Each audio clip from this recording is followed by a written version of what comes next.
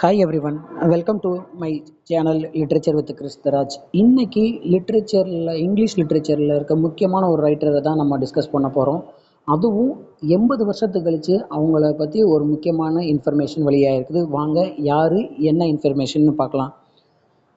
Virginia wolf கேட்ட உடனே literature students எல்லாத்துக்கும் ஞாபகத்துக்கு வருது stream of consciousness technique and modernist movement, Bloomsbury group. ஆமாங்க, வெர்ஜீனியா வுல்ஃபோடைய 80 வருஷம் கழித்து அவங்க எழுதின ஒரு புக்கு அடுத்த மாதம் 7ஆம் தேதி பப்ளிஷ் ஆக போகுது. அதை தான் இந்த பதிவில் நம்ம டிஸ்கஸ் பண்ண போகிறோம்.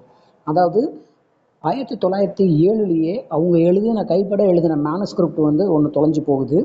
அதை இப்போ கண்டுபிடிச்சிருக்கிறாங்க. இதை கண்டுபிடிச்சது யாருன்னா ப்ரொஃபஸர் சேஷாகிரி, உர்மிளா சேஷாகிரி. இவங்க ப்ரொஃபஸராக இருக்காங்க. Again is a scholar from university of Tennessee. இவங்க தான் இந்த புக்கை எடிட் பண்ணி அடுத்த மாதம் அக்டோபர் 7, 2025 பப்ளிஷ் பண்ண போகிறாங்க. அந்த புக்கோட டைட்டில் என்னன்னு பார்த்தீங்கன்னா the life of violet.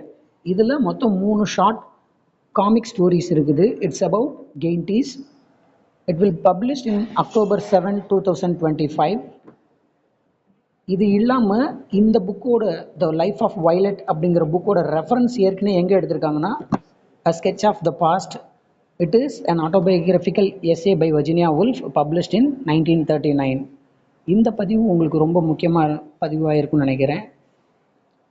Hope I will discuss and see in the next information with yet another video. Thank you.